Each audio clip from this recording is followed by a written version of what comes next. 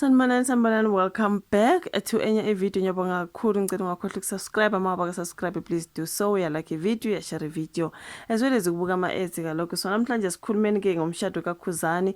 Sasizwile ukuthi uzoshada uKhuzani. You guys, I remember doing this particular story about i-wedding kaKhuzani. So kuthiwa ke seziqalile ukuphuma izimemo manje ezomshado omhlophe kaKhuzani Mpungose.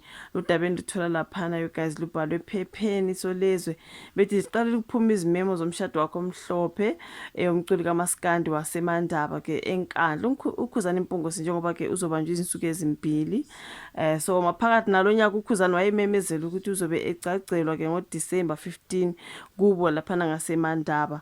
Waveza ukuthi ngalolu suku umema wonke umuntu ngisho abalandeli bakhe ukuze ke bazombona ethatha unkosikazi. Congratulations to uKhuzani, you guys, like honestly congratulations. Okay, isimemezelo sakhe wayesifake ekhasini lakhe enkundleni yokuxhumana kwiFacebook official ngasibona nami ngabona that particular wedding thing. Okay, izolo ke iphepha liye lathola isimemo asezinhlelo zomshado wakhe njengoba ke kuzoqala omhlophe okumenye kuwo abakhethiwe ozoba maphakathi nesifundazwe endaweni yomtakabani ke okujwayele ukuthi ke kubanjwe kuyo imishado yabadla izambani likaPondo ngoDisemba 11. So yeah, wow.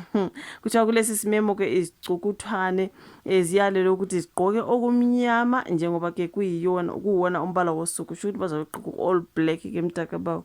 So uma ke siqhubeka siveza ukuthi kuyothi ngoDisemba 15 ebe esesinelwa ke unkosikazi wakhe ekhaya kubo indlela ke umshado ozohamba ngakhona. Okugqamile kulesi simemo ukuthi uKhuzani akalifakanga igama lengoduso njengoba ke namanje kungaziwa ukuthi intokazi ayithatha yakuphi, kushuthi akayivezi. Okay, kodwa kumthombo wephepha osondelene nalomculo uveza ukuthi noma ke engalazi igama lalona wesifazane kodwa ungowakwaMathenjwa kwaMhlaba uyalingana into abayibhalelana impela kuyashada ukuthi ngisho umndeni usemalungiselelweni okwamukela umakoti njengoba ke kuyintombi yakhe yeminyaka lena.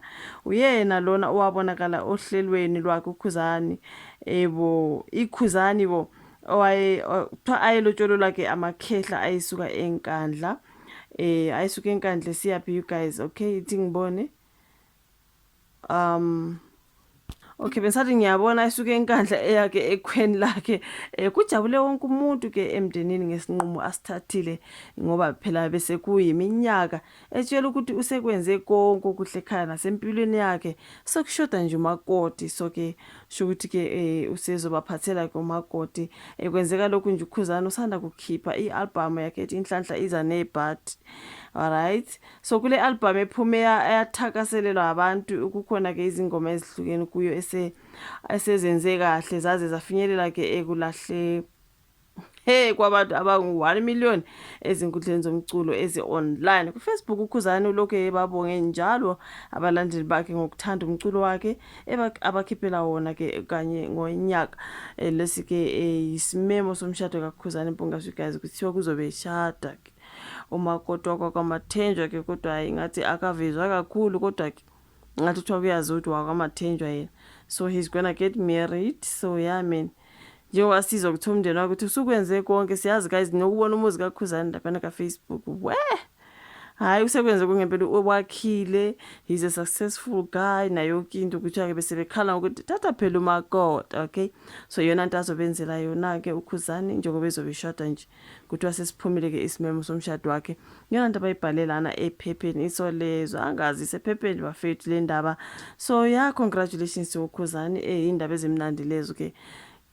Cela kungakhohlwa like video, subscribe, share. Asibonane kwelandelayo. Bye.